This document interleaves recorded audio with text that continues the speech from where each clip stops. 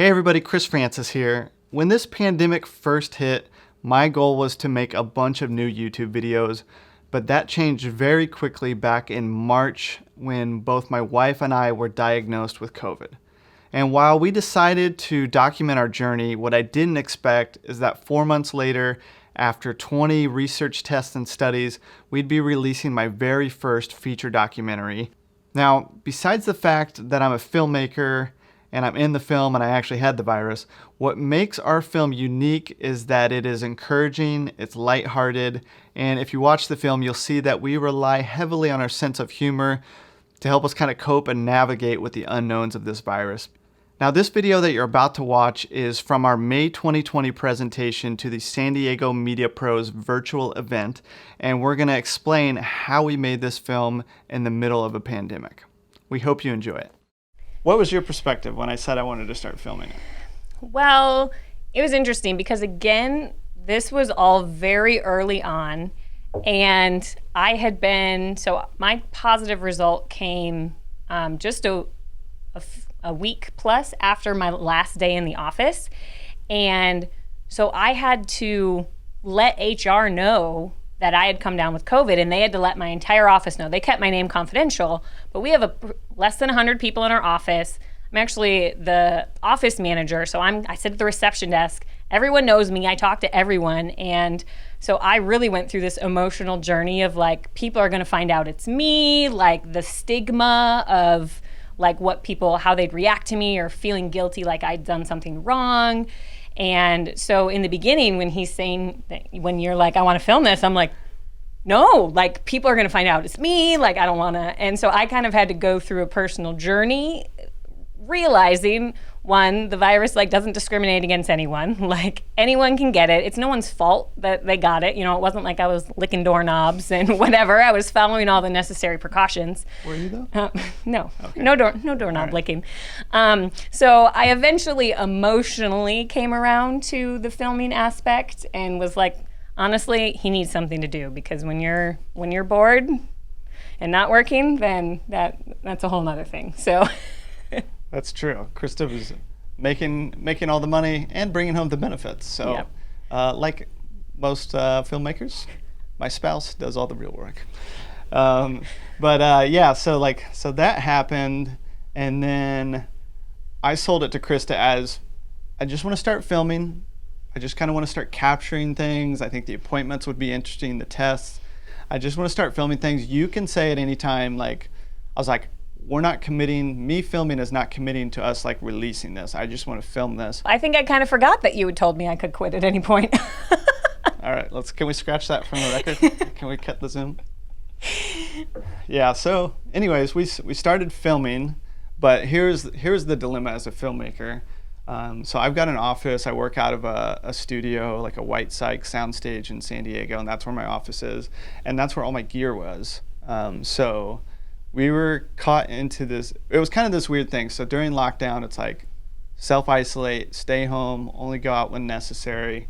And that's what we were doing. But then as soon as we found out that we actually had the virus, then it was like, it literally felt like we may have gotten into a little bit of an argument once or twice, because I kind of became like, we can't touch anything or our neighbors are gonna drop over and die right on the spot. Because we do have some neighbors in our apartment complex that are like, smokers, older, high at risk, health sure. issues. Yeah. So we were like pretty much trapped. So I was like, I can't go get my gear even though the office is closed. So for the first probably 2 weeks, all we had was our iPhones, and I was really happy that I think in February we upgraded our iPhones. Oh. Well, actually, we upgraded Krista's iPhone earlier. Do you want to just give them a short story of why we had to upgrade your iPhone? I was on a roller coaster at Disneyland, and on the first hill, as I'm going down the hill, I watched my iPhone fall out of the pocket from the highest peak of California screaming, and anyways. Yeah. So she needed a new phone, and I was like, you're getting an 11 Pro because I want that camera. True story. And then I upgraded in February, so I was really glad that I did. So the first 2 weeks was all iPhone, nothing else. And I'll actually show you, I got a little sizzle reel. This is gonna melt your socks off, because this is a sizzle reel of iPhone footage. I don't know if you were planning on watching that tonight. So we basically just popped this thing into 4K 24p mode, and what was really nice is the image stabilization is pretty dang good.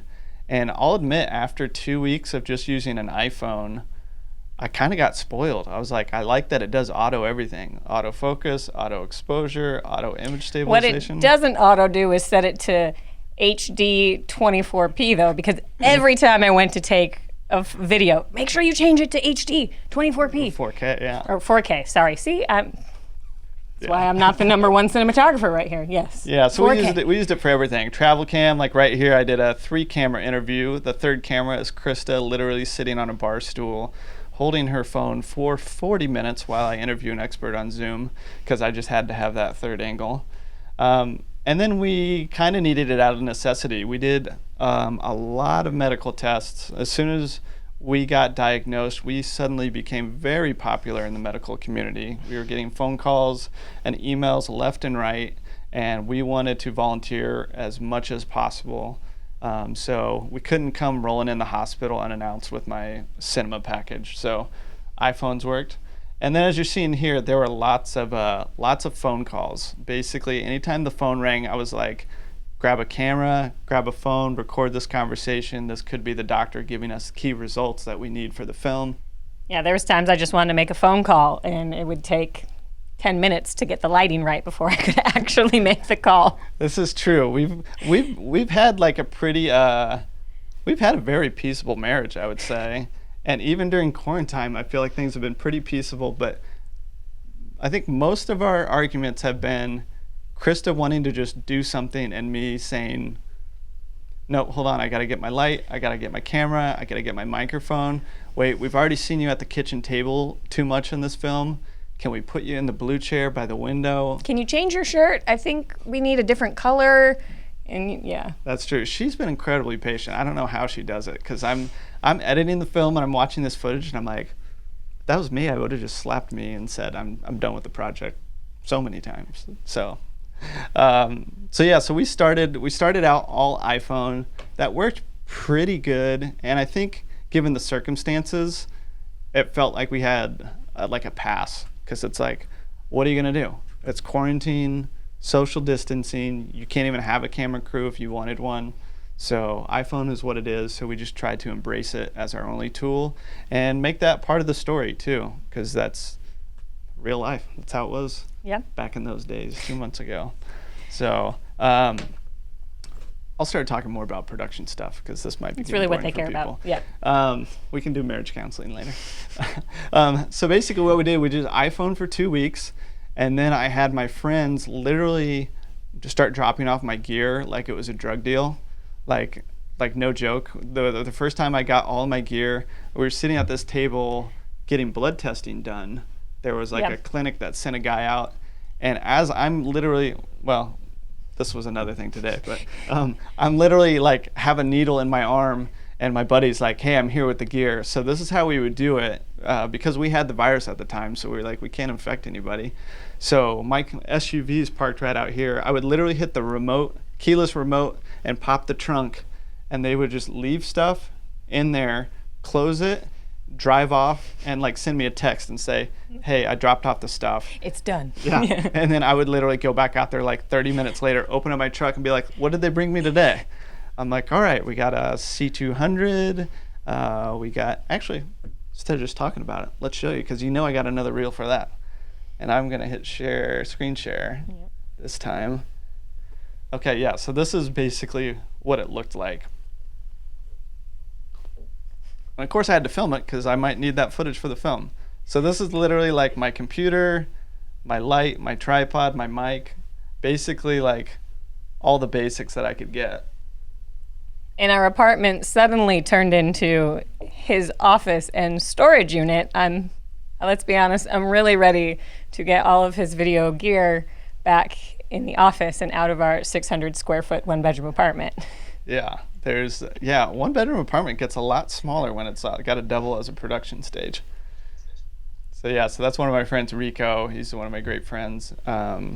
He was just dropping off gear, socially distancing, of course, and this was before you had to wear masks, so don't judge Rico. And that's my Drobo. That's my 50 terabyte video server that once I plugged it in, one of the drives failed. So that was kind of fun. So that's, if you know Drobo, I see somebody nodding their head. That's pretty par for the course. So luckily I had a 4 terabyte solid state Samsung drive. So I've been editing the whole production on that. And this is a tour of our production workspace, which when you have a doctor coming over to take some blood from you, you have to then turn your editing bay back into a sterile medical environment. So that's that's always fun when you're in the middle of it.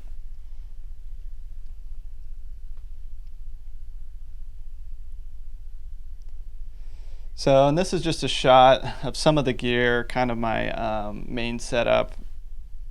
Basically, that's what I had. It wasn't ideal, but it's the Canon C200, just handheld. I had the Rode video mic on the side, which is not that great of a mic, but it was way better than the iPhone. And then I got the small HD focus, the OLED version, which is so much better than the LCD version. LCD version is garbage. I wouldn't use it, although it does help you see in the daylight. That's our little gear corner, which has grown considerably. If only you could see it now. I might have scraped up the paint in the walls in the corner there. But our main key light that I had to work with was the new Aperture 300D Mark II. I've got the mini dome on there. I've got my buddy's Rode NTG mic. I have no clue what model that is. We decided to do an Instagram Live one night for a date night because we hadn't been out in the world in what seemed like forever. And we had a lot of friends and family with questions. So this is kind of what this looks like. Threw the ProMist filter on there just to smooth things out, you know. I've got some before and after. The next couple shots are going to kind of be behind the scenes and then after. So the evolution of the production value kind of slowly changed, but I think in the final doc it kind of works well. So this is our extra bed sheet that I found. Makes for a great soft source if you want that nice booklight look. And we actually filmed a game show. That was in the beginning of the trailer. Yeah, where you saw me eating. Game show, yeah. And we have the whole things. game shows on YouTube. Can Krista taste this? Yeah, but Okay. the onion, that really got everybody. Yeah. Okay, the belt, it was basically like, what's going to make a good crunch or what's going to be disgusting? So we started out with just the crunchy things. Yeah. And this is our home voiceover recording studio. This is me doing my game show announcing on what looks to be a Saturday morning. But let's face it, that could be a Tuesday at 5. Yeah, sweatpants. It could be a Thursday There's at 8. no rules in quarantine. It could be a Sunday. I don't know. Yeah, it could be any time. Oh, the other thing. Okay, yeah, so we've done a couple rounds of home blood testing. This is what the first one looked like on our iPhone. It's pretty grainy. Handheld's okay. But we've gone through so many testings that I've gotten shots to like reshoot scenes, which has been great. So this guy was like, he's been to our house 3 times. That was the first time. And then this was the 3rd time, actually. I was like, all right, we're setting up the counter because we haven't filmed a scene at the counter. We're going to get a really nice big key light. And we're just going to hope that when he walks in that we're like, hey, would you mind doing this on our kitchen counter instead of the table again? And I'm glad we did because it's probably the best looking footage in the whole documentary. So here we go. Yeah, this guy, he comes from the first time when we're filming on iPhones being like, hey, do you mind if we film you? Like, we're just trying to, capture some of this. And then the next time he's got his, C200. And by the 3rd time he comes in, we've got the lights and the diffusion and it's like this whole event. Yeah. So I was like, well, this film might suck, but at least I can post this screen grab on Instagram and people will think I'm a good cinematographer. So at least we got that going for us. All right, yeah, so we switched to C200. I'll get into a little bit of post-production, a little distribution, and then I want to open it up to questions because let's face it, I've just been rambling for way too long and it's way more entertaining to hear from Krista. So, post-production. As you guys saw in there, I'm on an old iMac that totally sucks. The only thing that sucks worse than my iMac is using Premiere Pro on an iMac. So I'm sure Eric Addison is heading to the chat room right now to get me to buy a PC.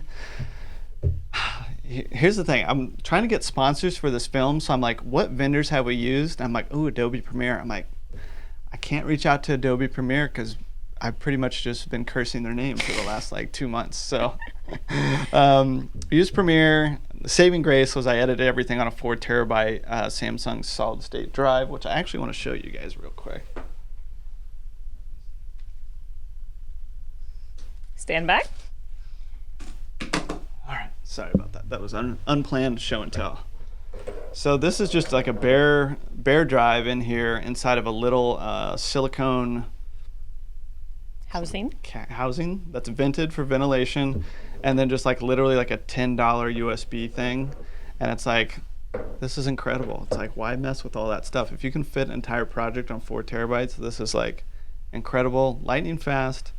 I would say I did a really deep dive. Things may have changed in the last couple months, but if you try to buy a portable solid state drive that's 4 terabytes or more, the housing is going to totally suck and not work with a Macintosh.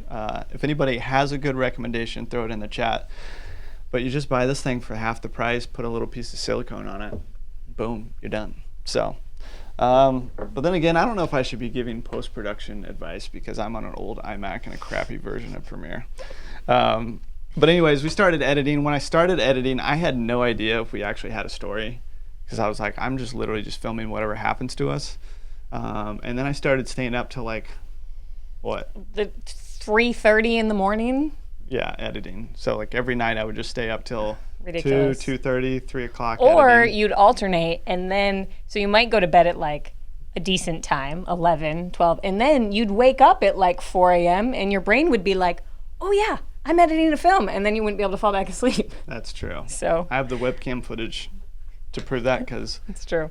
I was recording everything. I was literally like, I don't know what's going on, but I'm going to record it all. So we did that. One other thing I would like to share that kind of, because here's the thing, like we didn't start out like, this is the beginning, we'll get the virus, you'll lose your taste and smell, maybe I'll get really sick, that would be cool. No, like there's just like real life. We had no idea what was going to happen. Mm-hmm. So it's like, I'm just going to film this. If nothing else, it'll give me something to do. So when I started editing, I was like, I guess we'll just tell it in a linear story, like kind of a follow doc type thing. But one thing that was really helpful for me to structure my edit, I used this guy right here. This was at a talk that I was at like 7 or 8 years ago. Hopefully you guys can see this. Maybe I can zoom in a little bit. It was somebody who's like a speechwriter coach or whatever, but she mapped out all of Martin Luther King's speeches. And she was basically like, it's all peaks and valleys. So to keep keep the audience interest, which I hope we're doing right now, who knows if we are, is just going peaks and valleys. So in MLK's speeches, a lot of times what's up at the top would be an ideal of what the future could be. And then he would immediately contrast that down with the stark realities that we're facing today. And then he would immediately go back up to like, but this is what could be possible if we all band together, but here's the obstacle. So I just kind of created this timeline, and it's probably chicken scratch right now, but I just did each scene, like what, this scene is a good scene, it's fun, it's entertaining, it's good news.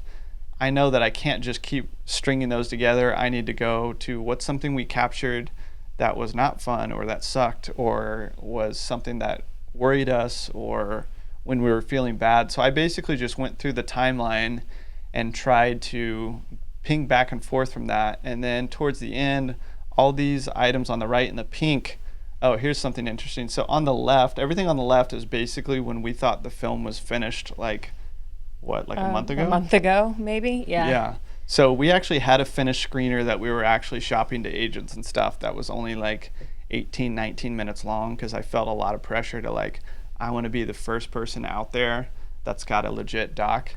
And then the agent that's been working with us the most said we had way too many happy things and not enough struggles. So we needed to be a little more authentic and share some of that side too. So everything on the right hand, these are all new scenes that we've done in the last month or so. So as you can see from left to right, it's kind of up and down, up and down, up and down. And then before we get to the ending, there's a lot of down, down, downs in a row. Just trying to kind of push it into more of a narrative structure for the ending. So that was kind of my guiding light, I guess, for editing. So yeah. So I think the last thing we'll talk about is distribution. and then hopefully you guys have some questions that we can answer. Right now, so I'll say long story short, when we had like the 17-minute version of the film done, I just threw something out on Instagram and was like, hey, does anybody have any contacts at Netflix? Because at that point, up till that point, I wasn't sure. I was like, I don't know if we have a film. And then I started feeling really good about it after a couple of mini late nights in a row. And then I showed it to some producer friends of mine, and they were like, wow, this is great. Like, this is really timely. Nobody could make a film like this. We think you have something. So I was like, I'm just going to throw this out there. Long story short, one of my friends that's a lawyer that I've had as a video client, one of the lawyers at her firm has Netflix as a client, and he's an entertainment lawyer and has booked a deal with them. So he watched the film and was like, this is great. Like, this is really timely. This is really unique. This is so different than anything else that's out there. I think this has got a shot. Would you like me to pass this along to the head of Netflix, or the head of publicity at Netflix? And I had to think about it. And I was like, that quick? Yes. So he sent it to them, but that's, who knows? That could be like a black hole. That could be like scratching a lottery ticket. Yeah. But from there, we got connected with a couple of agents that gave us some really good advice, and we've had some really good conversations. So right now, we just finished the current screener of the film, or as I like to call it, the final version of the film, which Krista knows means. Oh my gosh, if I had $1 for every time he has said this is the final version of the film. Today, we filmed our final scene of the film. We hope. Actually, I'm lied. We're filming another one tomorrow. Oh, you're right. Yeah. Anyways. But we thought it was going to be the end. Yeah. But anyways, what was I saying? Oh, yeah. Distribution. So that's back to a couple of agents. We're starting to get feedback from some producers, some people. It sounds so lame to say people in Hollywood, but really some people in Hollywood. Like one of the producers of all the X-Men movies that I've met before and we have a connection with. He checked it out. And so we're starting to get feedback. And we're plan B, we're looking at self-distribution options as well. If that doesn't go, we have no idea if anybody's going to really want to touch our film, to be honest with you. We don't watch a lot of the news because we actually don't have You don't even have a TV. But our film is not doom and gloom. We have no idea if anybody's going to want to put their name on it, like, to be honest with you. Like, we have a lot of fun along the way. There's a lot of laughs. There are some tears. There might have been some tears today, actually. Hey, sorry.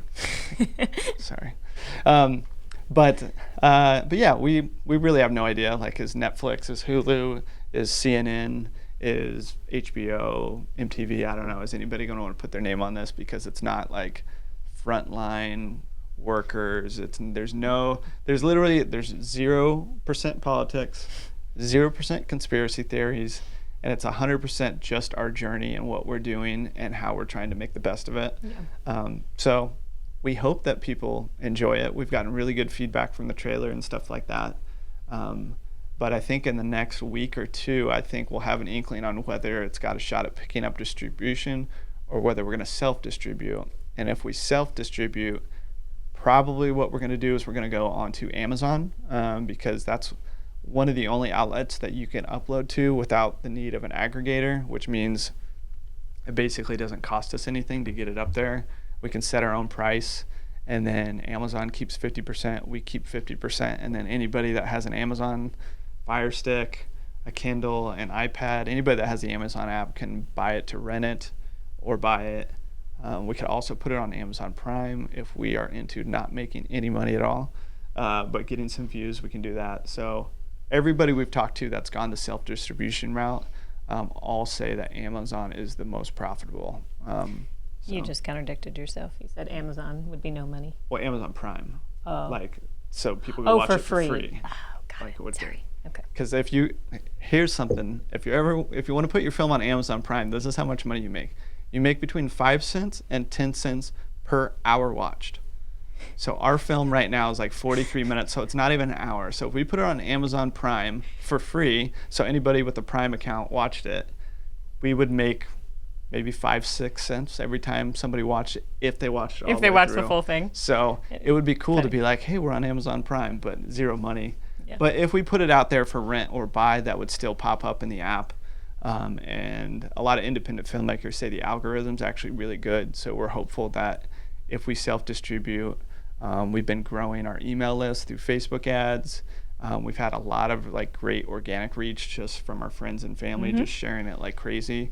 So we think that we would have a small enough group to all go out and rent it and buy it and rate it and review it and vote things up as the most helpful review to at least kickstart it. And then from there, then we have no idea. Then we're up to like just the general world, and anybody that wants to say our movie sucks, they can leave that review, and if people vote it up, we might be screwed. So who knows?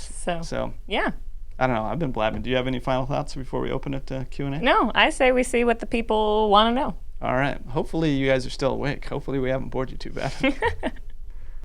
We are still here, and I've been seeing a lot of smiles and laughs as your story has gone along, so thank you for that. I have a technical question. I'm just going to interject, and then we'll get to another audience question. I'm curious about matching the footage.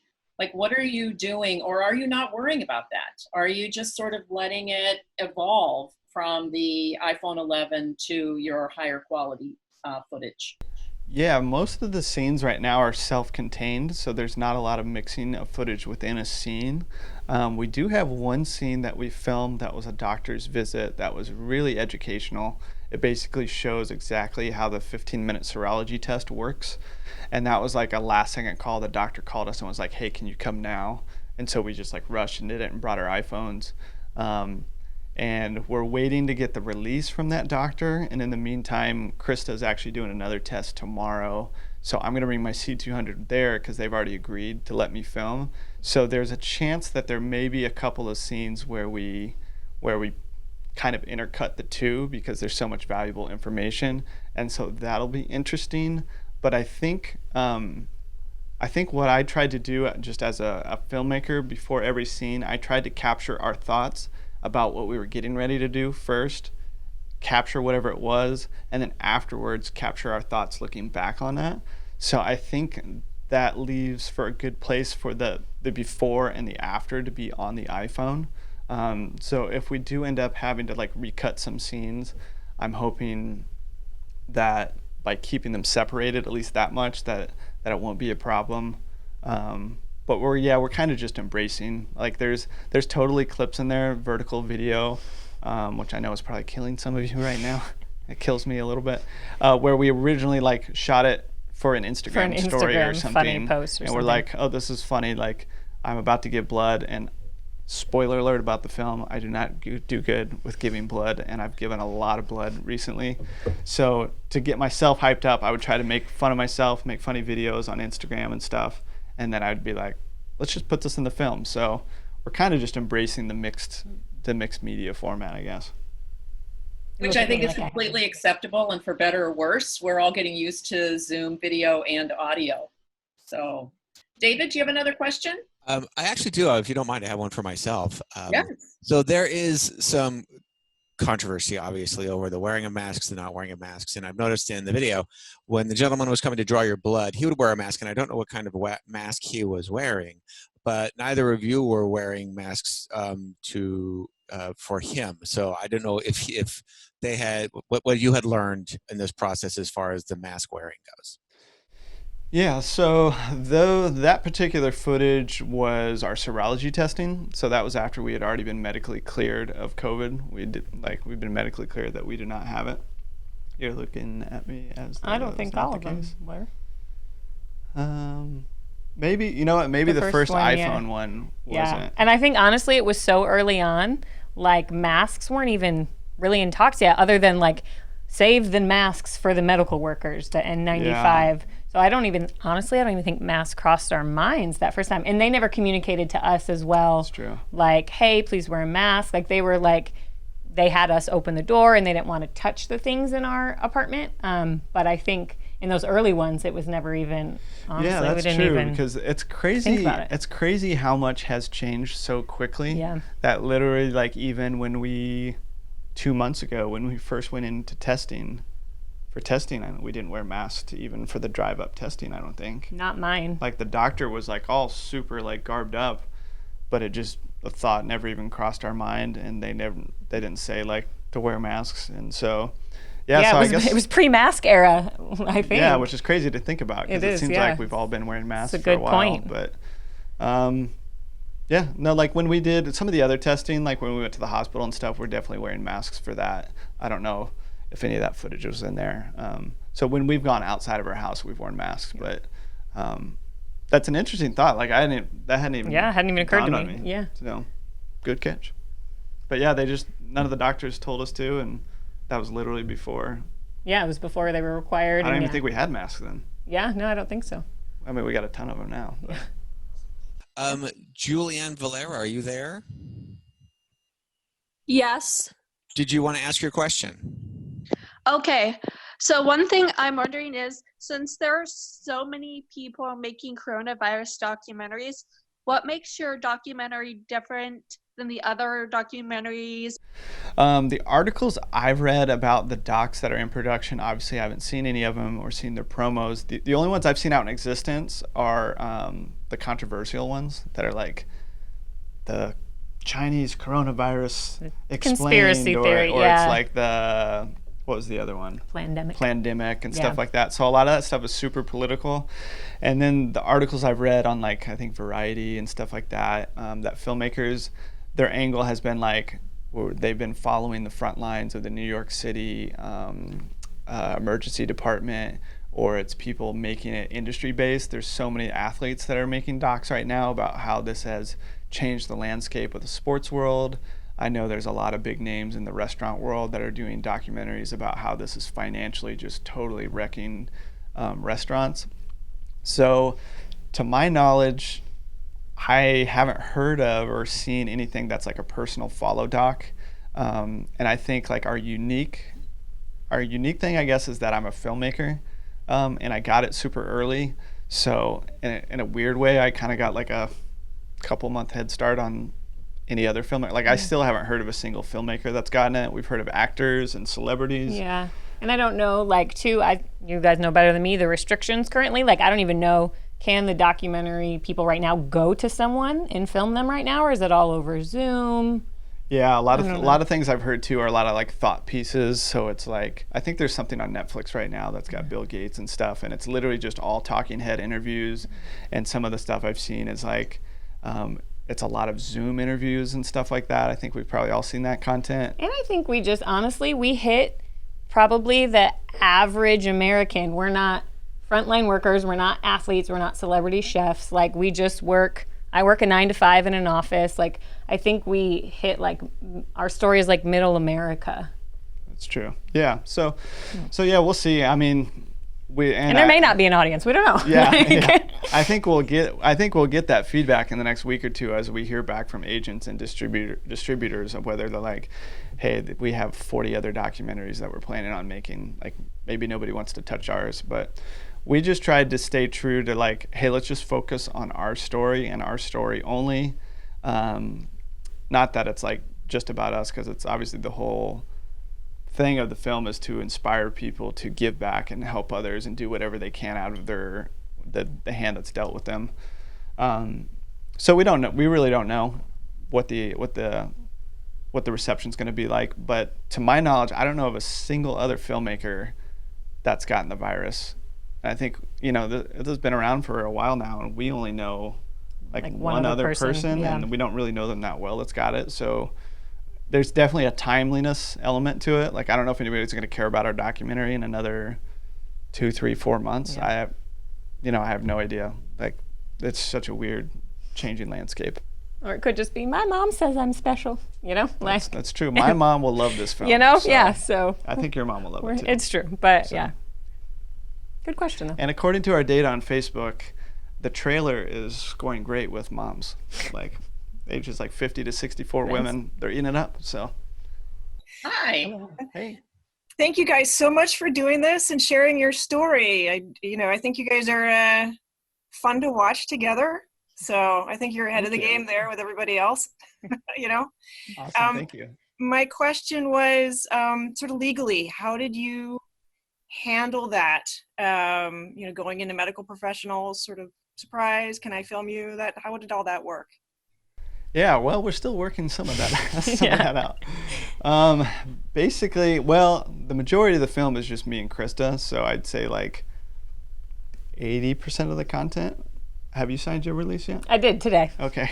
All right. Just signed my release. As we were getting some other, so I was like, oh, I need to sign mine. Yeah, so basically we have releases for everybody. So And I think too, as just kind of the journey it's taken, and as we learned as we went on, kind of how we evolved from iPhones to whatever, like even now, like, so we just said, I'm doing something tomorrow, he did something today. We're in advance when they reach out to us about, hey, can you come in to do such and such? We respond with like, yes, we would love to. Also, we're working on a documentary, would love to showcase the work that your organization is doing. Can we film? And so for the last couple things we've done, we've had, I can't think of the word, the permission. Permission, ahead of time. thank you. Permission ahead of time. And so we've met with like the PR head today of someplace. And so we're coming with our releases. They know we're filming. So that's also kind of been an evolution as well, and kind of a learning curve that, looking back on it or for the next thing we'll be more prepared. But Totally, because when we started out, even though in my mind it was a documentary, when we were starting out, we didn't know what we were going to do with this. Like originally, like for the first month, I thought I was just going to post this on YouTube, be like, hey, maybe we'll get this out there. like an Instagram live, an Instagram video or something. And so we've started to take it more serious. And so today we went to a medical appointment, and ahead of time had like their head of PR was escorting us, like full permission. The test tomorrow, which is one of those ones that we might refilm and replace one of the scenes in our film if we can't get a release. Like they know going in, we're making a documentary. So if you're okay with us filming, we're bringing releases, and here's what we want, this, and this. I'll admit I'm totally like a non-confrontational person / wuss. So like asking people for stuff like that just sounded so crazy to me. But after talking to some other people who have produced and distributed documentaries, they're like so gung-ho and like, oh, you just got to be upfront and be like, here's what we're trying to do. So that's kind of what we're doing now. Kevin Baird, are you available there? Howdy. Yeah, you had a question. I had a couple of them, actually. My last one was, what did you leave out that you kind of wanted to keep in but didn't really want to put in, and why? Funny you should Chris ask. is laughing because Something happened today that we probably can't say what happened today. it was But a spoiler. man. Follow up via email, and we'll tell you after the film's up. So we did something today. We filmed the ending, what we think is the ending of our film. You're going to tell us that it's not COVID-19, but it's an STD or something like that? No, maybe we should get tested for that too. No, I did have to answer some weird questions on some of the questionnaires today. Man, I want to tell this story, but I can't tell. All right. I'll just say this. We did something today. This is going to spoil the film a little bit. So if you enjoyed this story, you have to rent or buy this film. And if you don't want a because I gave you spoiler, the story. plug your ears. Yeah, But it's a spoiler. funny story. Okay, so today, I won't say what I did, but I did a medical procedure that went great and served its purpose and accomplishment. But midway through, something happened, which is why I'm wearing this bandage. Let's just say there was a puddle of my blood on the floor and all over my arm, and it was pretty dang entertaining. If I was making a reality show, that would be in every teaser clip that I could possibly think of. But we're not going to put it in because We probably won't, because it'll probably make the medical place look bad. even though it wasn't necessarily their fault, Yeah, like it was just a weird just a freak accident thing that happened. Freak and- accident's a strong word. That's Okay, well, it was just a freak mishap. It was a freak bloodbath. But we'll see. I'm gonna edit that scene. I don't think I can do that because they've been so nice. They let us their head of PR. Yeah, they were did great. an They interview. rolled out the red carpet for anything we wanted to do. Yeah, and it just so So- happened that they made a slight error that involved a major bloodbath, which was extremely entertaining. And I get really squeamish around that stuff. So this was like this was like one of the hardest things I've had to do I was like, don't look. in a long time. So I actually didn't see any of it. I felt it. Yeah, I felt it, but I didn't look. But then when we got home, I looked at the footage because today was actually the first shoot we did with us other cinematographer. Because until that point, it had either been me filming Krista or me like putting the C200, setting the settings, turning autofocus, and giving it to her to film me. And this was the first time because we were like, this is the end of the film, and we need to both be in the scene. So he got a lot of great footage, and we had a lot of laughs watching it back. And I think it actually ties in perfectly to the theme of our film, of like bad things happen, you try to do something good out of it, and then that's met with a new bad thing, and then you try to do something good out of that. You can't control most things in life, you know? And this was just an example of even when you're trying to do something good, you can't control whatever. But yeah, that will probably not make it in just on our initial chat, is because we don't want to paint the company or this person in any bad light to make it look like an error on their behalf. But so that's something that's not in the film. But yeah, I so want to show that to everybody. Like if it wouldn't like spoil the ending of our film, I would be posting that everywhere today. Well, Chris and Krista Francis, thank you so much for being here with us tonight. This has been absolutely fascinating. And I really appreciate all of your insights. And I think about how my husband would feel if he were ill and I was in a space with a camera. So thank you for your bravery and for telling us your story tonight. And someone did ask, are you interested in having us share your trailer? Is there a way that the filmmaking community here in San Diego and beyond can support you in these efforts? What could we do? Yeah, that would be great. I think the number one ask would be to sign up for our email list on our website, which is makinglemonade.film, so .film. That would probably be the best way. I think our biggest ask that we're going to have for anybody that would like to support our journey is, if we do self-distribution, is when we launch, to like rent or buy the film that first week and to leave a review and rate it, and a good review. Yeah. I mean, if you think the film sucks, like totally, that's fine. Just tell us personally. Just leave it off. Just don't write the review. And then one thing I'm learning too, because I have a buddy that self-distributed on Amazon, and he's done really well on Amazon. But I looked up his film the other day on Amazon, and the first 2 reviews are 1-star reviews that just basically are just like ripping the film. And that shows up because the most people have voted that most helpful. So oh my gosh. So I think and it's a good documentary too. It was like really, really well done. And it was by a San Diego guy too. But one thing I think that's going to be our big ask is basically to help us, scratch our lotto ticket at Amazon by, juking the algorithm by renting it, leaving a review, and then also voting up positive other reviews. Reviews. So, and then after that, it's out of our hands at that point. Yep. That's right. Well, thank you so much for being here with us tonight. I see some people applauding, even though it's cool. Silent and applause. Thanks. So this has been super We'll go gallery view here so we can see everybody. Yeah, exactly. We can go to gallery view. Good to see everybody. All right, cool. Thanks for having us, guys. Bye.